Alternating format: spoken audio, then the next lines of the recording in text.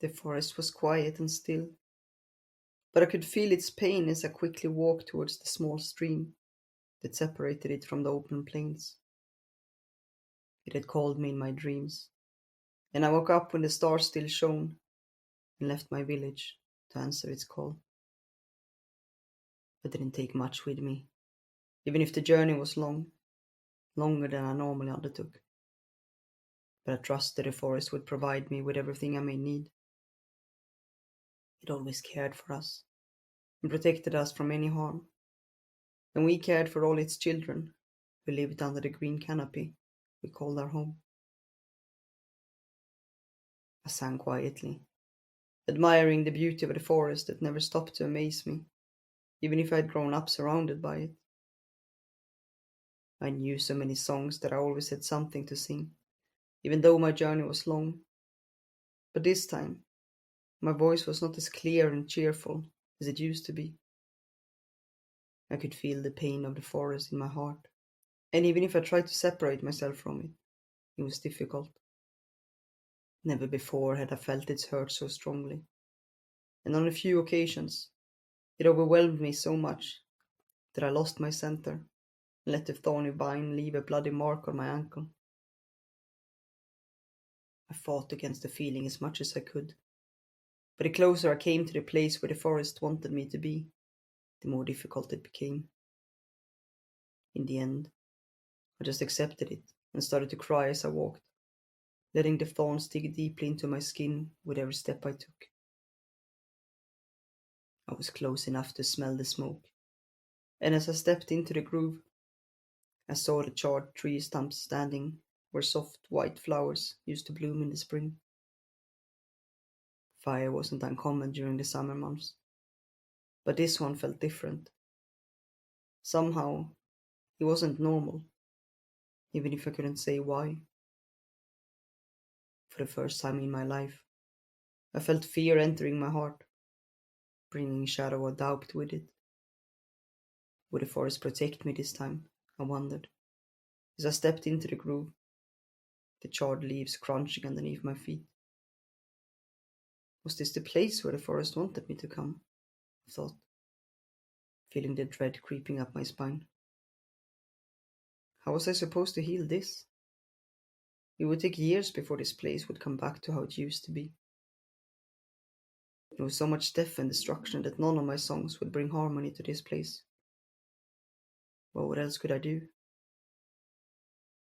I gathered my courage to sing when a wave of hate and fear hit me so strongly that I almost fell to the ground. Only then did I see her.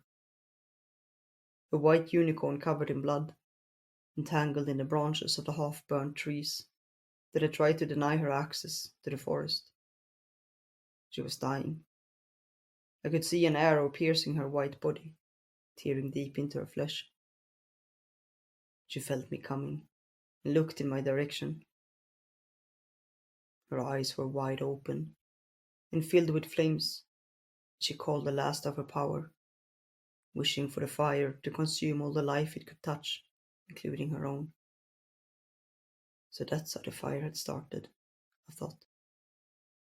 I called her in the language of my people, and she stopped and looked at me again, understanding that I was not her enemy and wished her no harm. She smiled, but it was not the pleasant smile that you would use to greet a friend. It was a dark smile of triumph when you realized that, against all odds, you had won. What trouble brings you to me, my child?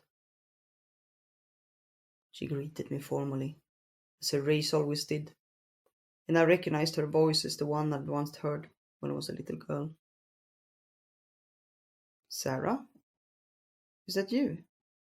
I asked, surprised, but she ignored my question and said, Sing for me, my child, and heal my wounds.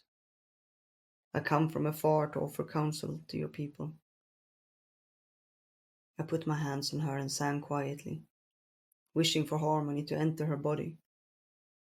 She stood there in silence, waiting for me to finish. I don't know what she saw when I sang, but I will never forget the death and destruction that my song showed me. I could never have imagined that any living being could be so hurt. It was not the wounds that covered her body that scared me so much, but her heart.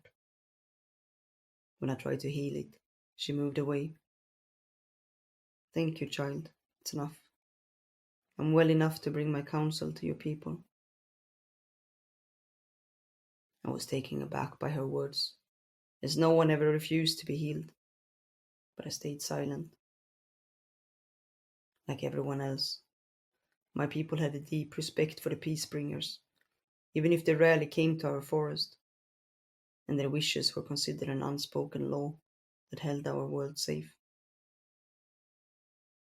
We started to walk back, and I hoped I could sing for her again when we took a break in our journey and rested.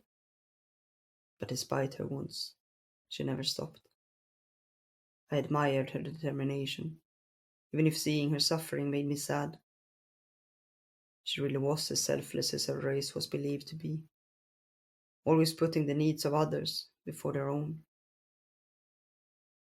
I walked silently beside her, trying to ignore my own discomfort. The few cuts I had were nothing compared to how she felt. I had so many questions to ask, but something in her demeanor made me keep them to myself. She was so different from the last time I'd met her. Back then, she spent hours surrounded by all the kids, telling us stories and answering our questions, no matter how silly they were. But that time, she hadn't come to bring her words of wisdom. I had never heard of a unicorn coming to our forest with her counsel.